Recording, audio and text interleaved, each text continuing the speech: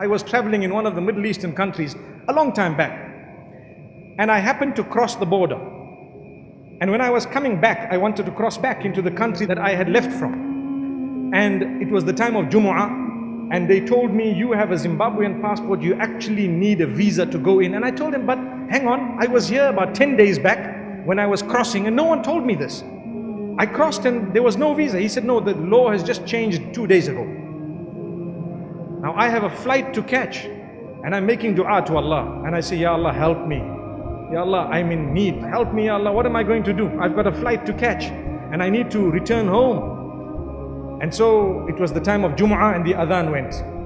And mashallah, there was a masjid in the border post. And so I went, I'm making dua to Allah, and I sat down. And the Imam spoke about, now this is called the help of Allah. Not from me, nothing at all.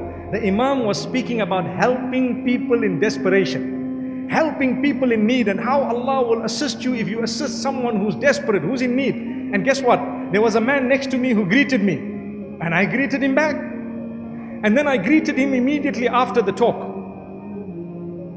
And I nodded my head, smiled at him and so on, and we started our salah. We were standing in the saf, straightening, the feet, and I started my salah and I ended. And when I finished, I made a dua to Allah subhanahu wa ta'ala, oh Allah, I don't know, it's only you that's going to help. And so what happened is, I came out, I had hope in my heart, but I was also making a plan B, to say, let's go back and we'll do this, we'll change tickets, perhaps leave from another city altogether. And as I went in, I told this brother who was behind the counter that, look, you know what, please, I need your help. He says, only my boss can do it for you. So can I see him? He says, yeah, well, you can, maybe. You can enter that door, and if he's there, you're lucky. So I went by the door, there was someone cleaning. Knocked on the door opened. Who was the boss? The man who sat next to me just the time of the khutbah and salah, and he read right next to me. And guess how I started my story? Assalamu alaikum. You can remember the smile, can't you? So I looked at him and I'm saying to myself, let me try and choose the best way of convincing him such that he will not be able to say no if he has a heart. I said, mashallah, I'm in need. I'm desperately in need. And I'm convinced Allah will send the help. And I hope and I pray that help can come through you at least, so that inshallah, I will be able to at least cross here. He looks at me and he thought for a moment, and I'm quite certain that the words of the Imam were ringing in his head. And then he tells me something. He says, you're right. It's only from Allah, not from me.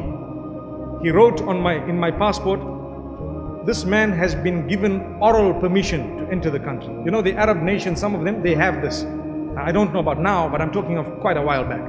And he wrote it. I went to the front, the man looked at it and smiled. He stamped it and let me cross. As simple as ABC. But my life was coming to an end, basically, if that didn't happen. Not to an end, but what I mean is, it was going to be quite difficult.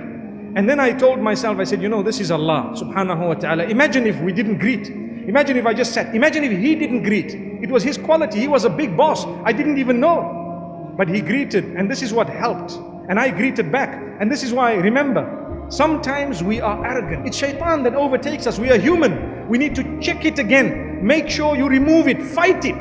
Fight it. Be humble. I've seen people with mega wealth, and you'll never pick up that this man has wealth.